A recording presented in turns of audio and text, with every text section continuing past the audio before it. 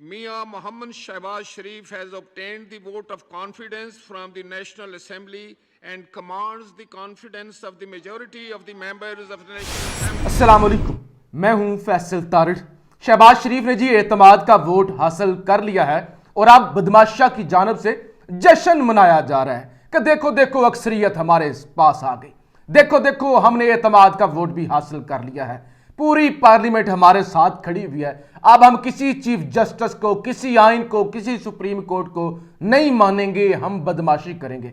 और जब ये एतमाद का वोट हासिल किया गया है तो न्यूट्रल्स की न्यूट्रलिटी पर भी सवालिया निशान उठ गए हैं कि एतमाद का वोट कभी भी एस्टैब्लिशमेंट, फौजी एस्टैब्लिशमेंट की मदद के बगैर हासिल ही नहीं किया जा सकता। और एक ऐसी हुकूमत जिस पर कोई एतमाद करता ही नहीं है, जिसके अपने मेंबरान हर रोज धमकियां देते हैं कि हम इस कश्ती से उतर जाएंगे, और MQM जैसे वो 2 नंबर फ्रॉडिये लोग कल तक कह रहे थे कि हमारे 25 लाख घरों को गिने ही नहीं गया। 2017 की मर्दमशुमारी के अंदर 1 करोड़ 60 लाख आबादी थी कराची की, अब 2023 के अंदर 1 करोड़ 40 लाख आबादी, पहले से भी तकरीबन 22 लाख आबादी कम कर दी गई है। तो लिहाजा हम इस निज़ाम को नहीं मानते, क्योंकि हमारी 2 कौमी असम्बली की सीटें भी अब कराची से कम हो जाएंगी, 4 सूबाई असम्बली की कम हो जाएंगी। लिहाजा हमारे सैनेटर्स भी इस्तीफा दें, हमारे जनाब जो मेंबरान कौमी असम्बली हैं साथ वो भी इस्तीफा दें, और हम हुकूमती इत्तेहाद से अलग हो रहे हैं। लेकिन अचानक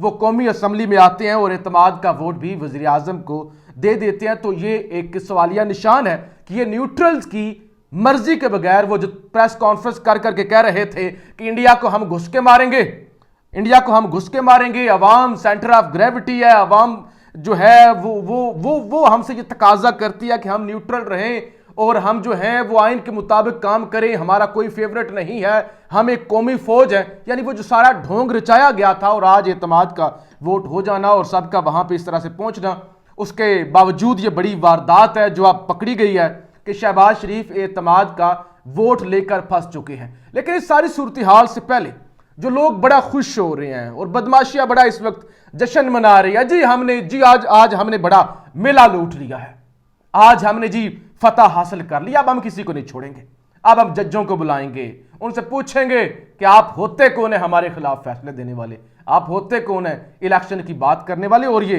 पिछले कई दिनों से खबरें चल रही थी कि नवाज शरीफ का यह फैसला है कि एतमाद का वोट लिया जाए, एतमाद का वोट लेके कुछ बड़े फैसले किए जाएं, ऐसे फैसले यानी जो पूरे मुल्क को हिला कर रख दें।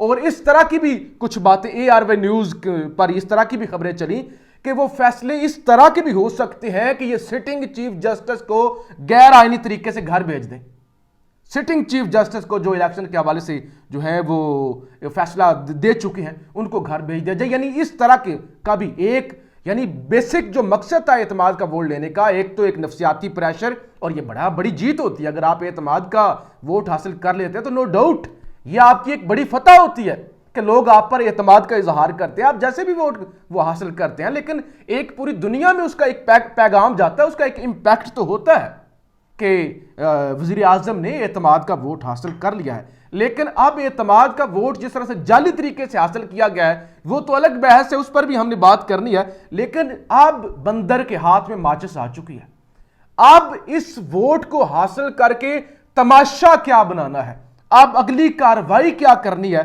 वो बड़ी अहम चीज होगी। लेकिन जो सबसे अहम चीज है, यानी इस वक्त बदमाशियां ये समझ रही है कि अगर हमने एतमाद का वोट हासिल कर लिया है तो हमने कोई पता नहीं दिल्ली को फतह कर लिया है।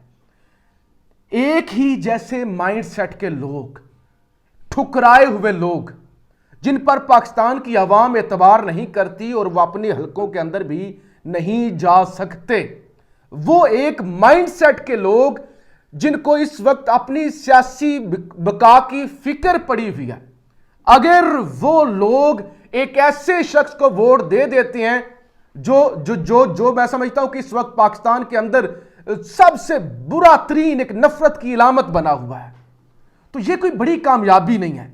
सवाल यह पैदा होता है कि आप पर 180 लोगों ने एतमाद का इजहार तो कर दिया, क्या पाकिस्तान की 22.25 करोड़ आवाम आप पर एतमाद कर रही है? क्या 22 करोड़ में से भी एक मेरी हाथ उठा के कह सकता है कि हां मेरा वजीर आजम सादिक और अमीन है, हाँ मेरा वजीर आजम रातों को सो नहीं पाता, हाँ मेरा वजीर आजम जो है उसने मेरी खातर, मेरी औलाद की खातर, मेरे मुल्क की खातर दिन रात एक कर दिया, कोई भी नहीं कह सकता। लिहाजा ये रद्दी की टोकरी है, इसका कोई इंपैक्ट नहीं है। जितना भी इंपैक्ट बनाने की कोशिश की जाए, मीडिया पे जश्न मनाए जाए, जी एतमाद का वोट हासिल हमने कर लिया है, अवाम इसको रद्दी की टोकरी में फेंकती है, जूती की नोक पर रखती है। क्योंकि आप 10 दफा भी ऐसे जाली तरीके से एतमाद के वोट लेके आ जाएं तो कौम इसको किसी भी सूरत तस्लीम करने के लिए तैयार नहीं है। दूसरे नंबर पे एतमाद का वोट लेने के बजाय शहबाज शरीफ उल्टा फंस गया है। वो वारदात तो हमेशा डालते हैं और जिस तरह से 2 नंबरी करते हैं। जनाब वोट हासिल किए गए हैं पीटीआई के, वो पीटीआई के जो लोटे इस वक्त बैठे हुए हैं जिन्होंने फ्लोर क्रॉसिंग कर दी है, पीटीआई के लोगों से, लोटों से वोट हासिल करके शहबाज शरीफ के 180 नंबर पूरे हुए हैं। यानी इस तरह की ये 2 नंबरी की गई है। अब ये बड़ा टेक्निकल मामला है, लेकिन इस पर फवाद चौधरी ट्वीट करते हैं, वो कहते हैं शहबाज शरीफ अरकान की अक्सरियत का एतमाद खो चुके हैं और 20 अरकान असम्बली जिनका ताल्लुक तहरीक इंसाफ से है उनका वोट वज़ीर आज़म के हक में शुमार नहीं किया जा सकता। लिहाजा शहबाज शरीफ को वोट सिर्फ 172 अरकान के बजाय सिर्फ 160 अरकान असम्बली की हमायत हासिल है। आज का ये वोट शहबाज शरीफ और पीडीएम की बहुत बड़ी शिकस्त है। तो लिहाजा वो कहते हैं 20 अरकान असम्बली हमारे हैं जिन्होंने वोट दिया, यानी तहरीक इंसाफ के लोटों ने ये वोट दिया। और ये बड़ा सवालिया निशान है कि वहां पे कायदे ऐवान तो राजा रियाज है, यानी इनकी जानब से जो पार्लिमानी लीडर होता है, क्योंकि एक अलग ग्रुप है। क्या अब इनकी फ्लोर क्रॉसिंग शुमार की जाएगी, पार्टी पॉलिसी के खिलाफ शुमार की जाएगी? लेकिन जाहिर है 63 के फैसले के बाद जो है वो पार्टी सदर की, पार्टी हेड की जो है वो राय, जो है वो हुक्म जो है वो इंपॉर्टेंट नहीं है। सबसे अहम और सबसे जो मेन चीज है वो पार्लिमानी लीडर। अब पार्लिमानी लीडर पीटीआई की जानब से पता नहीं इस वक्त कौमी असम्बली के अंदर कौन है, राजा रियाज है या कोई और है। तो लिहाजा अब ये बड़ी टेक्निकल चीज है कि क्या वो लोटे और शहबाज शरीफ अब इस सारी वारदात के अंदर फंसते हैं या नहीं फंसते। लेकिन जिस 2 नंबरी के साथ ये सारा काम किया गया है, ये वारदात डाली गई है, वो ये वारदात डालने के 10 मिनट बाद ही सारा कुछ एक्सपोज हो गया। हालांकि पहला वो जो नफ्सियाती प्रेशर था वो बहुत बड़ा था कि 180 यानी अक्सरियत 172-73 की है, अगर 180 वोट दे गए हैं तो हर तरफ हलचल मच गई है, हो क्या गया है। बहरहाल जी ये जो भी 2 नंबरियां कर रही हैं ये किसी काम नहीं आने वाली।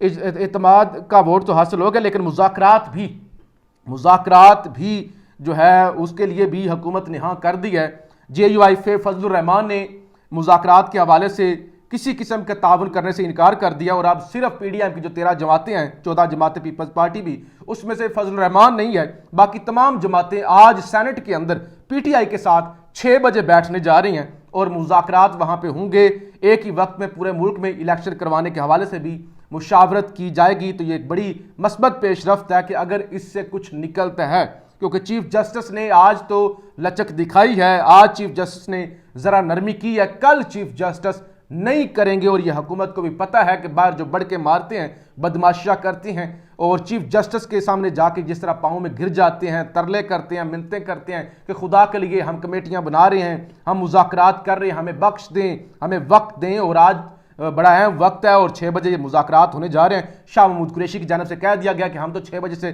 पहले ही पहुँच जाएंगे। लेकिन ये अब एक बड़ा आइनी और तकनीकी ये नुकता है कि ये जो 20 पीटीआई के लोगों ने शहबाज शरीफ को वोट दिया है, क्या ये शुमार होगा या नहीं होगा। और अगर शुमार हो भी जाए फिर भी एक चीज तो सामने आ गई है कि शहबाज शरीफ के पास अपनी अक्सरियत नहीं है, अपने 160 लोगों ने वोट दिया है, 172 चाहिए होता है। तो इखलाकी तौर पे शहबाज शरीफ को अब 1 सेकंड के लिए भी इखलाकी तौर पे वजारत उज़्मा पे की कुर्सी पे रहने का कोई हक नहीं है। आप इस हवाले से क्या कहते हैं, जरूर अपनी राय का इजहार जरूर कीजिएगा। पाकिस्तान जिंदाबाद।